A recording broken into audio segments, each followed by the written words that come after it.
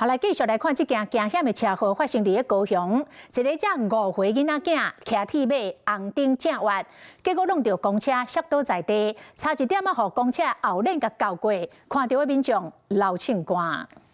民眾的行車記錄器翕到公車倒滑經過路口，對面一個騎腳踏車的囡仔，敢若是騎傷緊擋袂落個，又到要閃插入斑馬線轎車，後一秒就予公車弄到，閣險啊去予公車後輪交過，邊仔人看一個凊汗直直流。就看到小朋友在輪胎後那邊，他有下來看，轉很慢。你若較緊的，迄個囡仔可能就咬了。第一次都發生在高雄小港的上信路甲上華路口，當時公車雖停落個，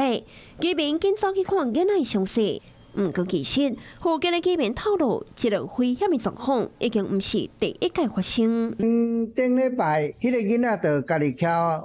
騎一台腳踏車烏白龍，弄到頭前迄電話條迄路人踩烏多擺啊無，我感覺是爸母的問題。他遠遠應該會有看到小朋友從那邊要下來嘛，那他應該要看是要減速，或者是說先讓小孩子先過，他再來轉彎，這樣子不對呢。大人是要在他旁邊。5歲囡仔險啊，予公車交過，警方調監視器對查，認定轎車違規插入了斑馬線，囡仔也無應該佇紅燈時駕管。是講家長無佇身軀邊，也有疏忽照顧責任。該名兒童未滿14歲，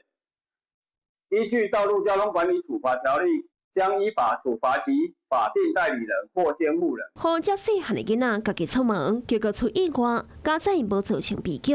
警方也將會將家長疏忽的責任通報給社會局，由社會局來處罰。